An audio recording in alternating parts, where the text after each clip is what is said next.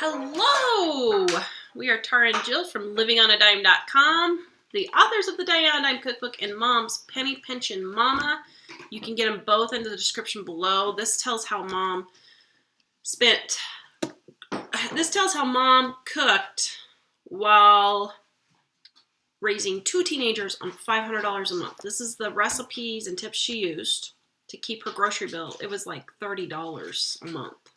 That's what we spent. And then later I used these same tips, and you can see the dirt. I even used this one. That's good dirt. That's your new one too. It's my new one. I gotta get another new one. I think I know some people who might have, like 2,000 copies in their garage. Yeah. $125 a month for my family of 4. When I wrote this, that's how much I spent. And Penny Pinching Mama tells the tips and tricks on how she saved on toothpaste and paid her utilities and housing and that kind of thing. Yeah, so what we did. General those stuff. are the 2 that are in the description below. And so this is a series on our actual life. Story. Yeah. Yeah, so Penny Pinching Mama is the tips. The videos are the story. Everybody keeps wanting you to write a book. Do we need to just take the videos and have somebody type them out? Type them out. Make it into a book. That'd be easiest. Okay, so we got off the plane, and at this point what happened was I got off the plane. I was deathly sick. Mm-hmm. I couldn't get out of bed, but I was bound and determined not to stay in bed. Sounds stupid, I know, but I did. Probably if I would have just rested, I probably would have been better. But well, at first, when you first got off, she was so bad that I was up trying to take care of her. Yeah. She couldn't even fix herself anything to eat for a couple of weeks, several. And so I was working, taking care of her. Then that made me sick. Yeah. So about that time, she's feeling a little bit better, so she's taking care of me then. And we kept cycling kind of like this. And so what happened was during that time, there was a trade school just to keep myself from going insane. I went and took several floral arranging classes. They weren't expensive at all. Somehow I had the money. I don't even know how we had the money. I think you got like a scholarship. No, that was later for my other stuff. For your other. But anyhow, somehow, maybe I used Christmas money or something. I probably used Christmas money or something. So I paid for some floral arranging classes. So I did that. And they were like 3 times a week for a couple of months. It wasn't, long, like an hour a night. And then I also started volunteering at the Botanical Gardens in Wichita. And I went through the County Extension's Master Gardener program. And I felt kind of weird because I was the only 19-year-old with all these 50 and 60 and 70-year-olds. And I was like, okay. And they're like, well, why are you doing this? I'm like, well, I'm sick. Nobody got it. Because nobody knew what chronic fatigue syndrome was back then.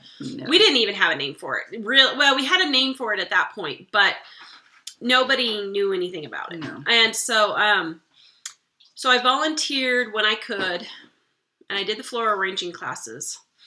And then it got to the point where, and we'll talk about disability in another video, but just so you can get a timeline, it got to the point where I just had to move. I had applied for disability. We'll talk about that in the next video. But I could not be living with Mom because of how that worked, and we'll explain that next. But just so you know, I'm not at home anymore. I moved out. Yeah, she moved to where Southeastern Colorado. Where her other set of grandparents lived. Yeah. Her dad's set of parents. And I'll explain that a little bit more in the next one. But anyway, I'm not here for this next. She's not at home in this section of the video is what she's trying to say. Mm-hmm. And David was 17 at the time. Mm-hmm. My son David was 17 at the time. And on this one day, it was in the spring, and it was so hot. And I've talked in other videos about the weather in Kansas being berserko, and people always talk about the weather changing quickly, and you'll see why in this video that I think every place I live, the weather changes quickly. But anyway, it was so hot that day. And I put a sleeveless top, shorts, and flip-flops on, and I'd opened up the back door of our house. We had 2 back doors. One of them on one side of the house led out into the yard, and the other one on the other side of the house was where people came in from the driveway and stuff like that. Mm-hmm. So I opened the back door the one back door open to let the dog James, our dog James, run in and out because it was such a beautiful hot day and he was just going back and forth, running in and out. And so it was later in the afternoon, about 3, 4, something like that, and I hear this pounding on my back door. Nobody ever came to the back door but the kids and I, and a few really, really, well, we didn't even have many that time, but good friends. Well, like our friends, if they came over. Yeah, the kids as friends, but nobody ever came to that back door. But I heard pounding there, and it was a hard pounding, and I ran to check out what was going on and open the back door, and there laid my son across the bottom part of the steps, and he was doubled over in pain. He had no color whatsoever in his face, nothing in his lips. He looked horrible, really bad. And I said, let me get my purse. I didn't even pick him up or anything at that point. I left him there. My purse happened to be just within an arm's length from the door. And I grabbed my purse and ran out the door, and I picked him. He was 6'3", and I remember trying frantically to get him into that car, and because he was almost dead weight at this point, passed out. He was so bad. And so I frantically tried to get him into the car, and I didn't call an ambulance because we were like 10 blocks on a one-way street from the hospital. So by the time I even went in, called on the phone, gave him our address, and did all that, I could have him at the hospital. I don't even think there was stop signs, was there? No. Yeah. It probably took shot. me 2 minutes, 3 at the tops, to get to the hospital from our house. So I flew like crazy and got to the emergency room and got him in there, and I thought it was his appendix, and I was kind of concerned because in my husband's family, his uncle had died from his appendix bursting, and so was kind of a big deal for us. So and I was worried that that's the way he was acting, that was what the problem was. And I got him up there, and so we had to wait forever. I don't think I've ever waited at the emergency room for that long. So it was about 7 o'clock that evening when they finally took him in for surgery. And they took me, it was kind of strange. I had been to this hospital for many, many times, and I've been in a lot of hospitals and waiting rooms. They didn't take me to a normal waiting room where you wait for surgery. They took me to this strange hallway. It was just a long, long hallway. And by this time, the time change hadn't happened yet, so it was dark. And it was pitch, really dark, and they turned all the lights off on this hallway. It was just like little night lights, kind of, a few of them. So it was very dark, and there was just an indentation in one of the walls where there were like 3 or 4 chairs, straight chairs that you could just sit in. And the nurse took me down to there, and she said, just wait here, and they'll come get you when the surgery was over. And it was kind of creepy. I was the only person there. And she walked away and left, and then there was nobody but me sitting. As far as I could see, no other human being, no nurse's desk, information, and I waited. But I started looking, and I didn't realize after I got set down, I looked, there's a bank of windows straight in front of me from these chairs. And I looked out those windows. I could not believe what was happening. It was a full-fledged blizzard. I mean, blizzard. You've got to realize when I left the house a couple of hours before that, I had a short sleeve top, shorts, and flip-flops on, and it was so hot I left the back door open for the dog. And here it was blizzard. The snow was blowing sideways, a whiteout. You couldn't see anything but just white snow going. And now, of course, I'm concerned, really concerned about my son, because this wasn't just a straightforward appendix. He was having all kinds of complications. It was really bad for him. So here I've got this going on, nobody there with me, nobody I can call, and now I'm worrying about James the dog. Because if you've watched any of our other videos, James was the one that had to sleep on the electric blanket at night, that got carried around on a satin pillow pretty much, spoiled rotten. And now he's maybe out in this blizzard because sometimes that back door would slam shut if the wind would blow, and I'm thinking, okay, did the door slam shut? He stuck out I could just envision him crawling through the snow in the backyard, trying to get in the back door, and nobody's there to rescue him, and all this horrible stuff. And I thought, am I going to go home and find him frozen stiff out in the bed? I could not take another trauma like this. I mean, it would have killed me. And I can't figure out what's going on. So I'm worried about the silly dog, and I'm even more worried about my son, and I'm having just to sit and watch the snow get more. There was probably, by the time I saw the snow happening, about 3 to 4 inches. And it went on, and it didn't stop. And so about 9 o'clock, the surgery was over, and they brought my son out, and he wasn't doing really, really good. So I didn't dare leave to run home to check on. That's why I couldn't leave the hospital to check on the dog, because David was so bad. I didn't know what was going to happen with him, and I didn't want to leave, the hospital. And so about 9 o'clock they came, and they'd gotten him out of surgery, but he still wasn't doing real good. I think his appendix had burst is what had happened. And it was kind of, real iffy. And so they took him up. We waited for almost an hour. I stood with him there. By this time, with my chronic fatigue syndrome, I'm ready to collapse, beyond collapse. But I'm standing in the hallway with him and they put him on pediatrics because he was 17 and not 18. And I thought, oh, great, he's going to love being on pediatrics. But they took him up to pediatrics, and they were getting a room ready for him. It took him almost an hour to get this room ready for him. And they went to take him in to pediatrics, and they had this little tiny cot for maybe a 6-year-old, 7-year-old might fit on. And here's my 6'3" son. There's no way he was going to fit on this bed. And they said, oh, no. So now we're having to go back in the hallway and wait for them to get an adult bed up there and fixed and arranged for him to get on. I mean, it was just like one little nightmare thing after another going on with this in this hospital. So we finally get him settled in, but he kept having one thing after another go wrong, and I kept having to call the nurse, and she'd have to come in and fix stuff. So I didn't dare leave him.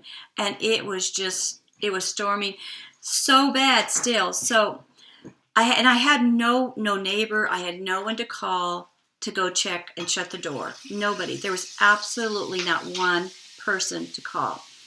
So I went, and about 10 o'clock, I was trying to figure out what to do.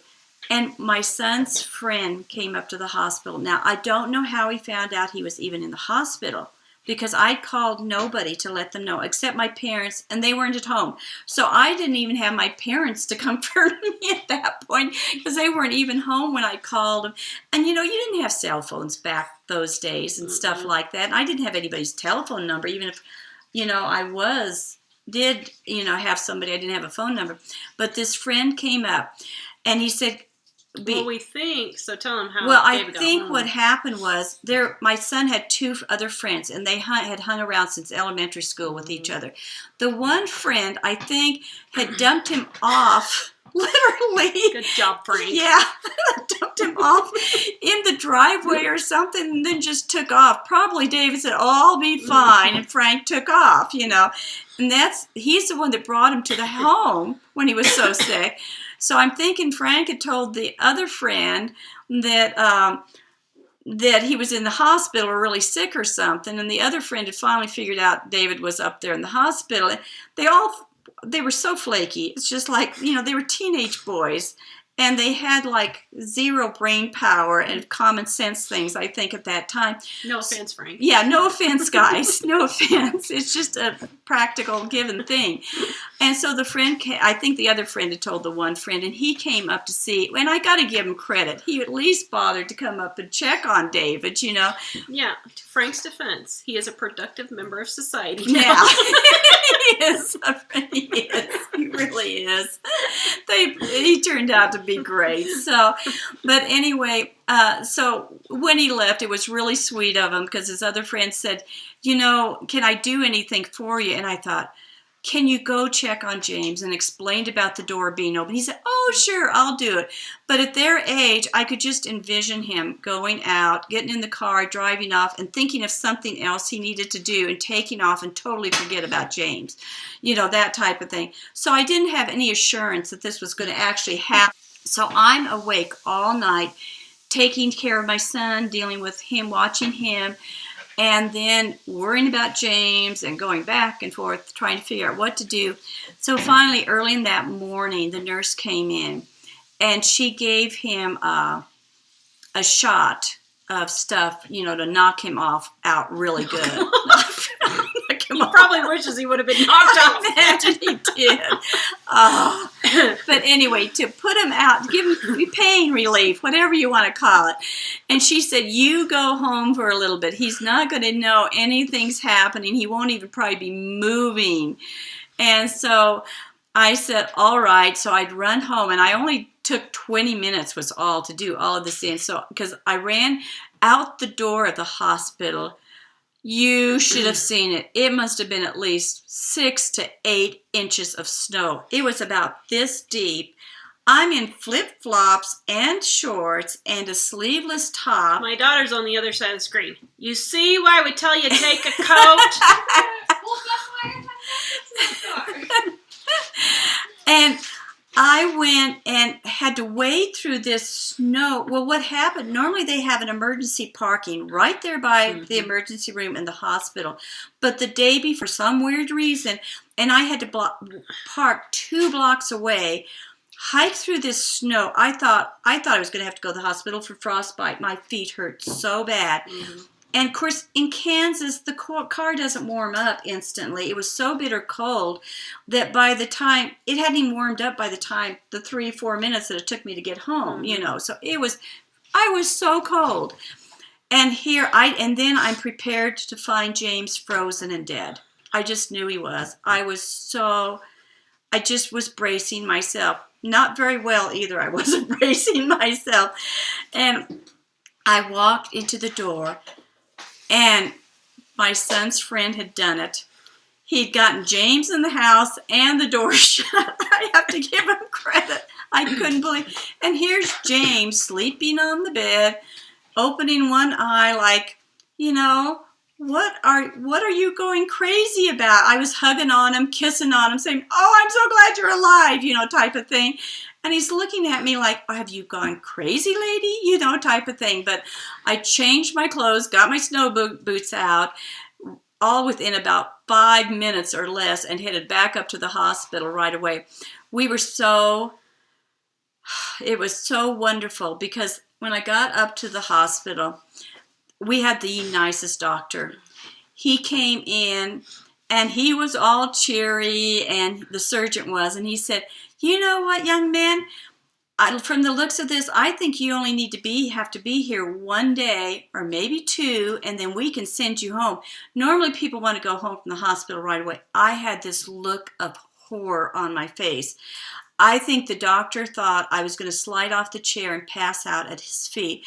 And I said, please don't send him home from the hospital. I know he thought I was crazy, but what the deal was, at this point with chronic fatigue syndrome, if you can even imagine, all the stress that was involved, a whole night's of lack of sleep, it was like I can't even believe I was sitting in an upright position.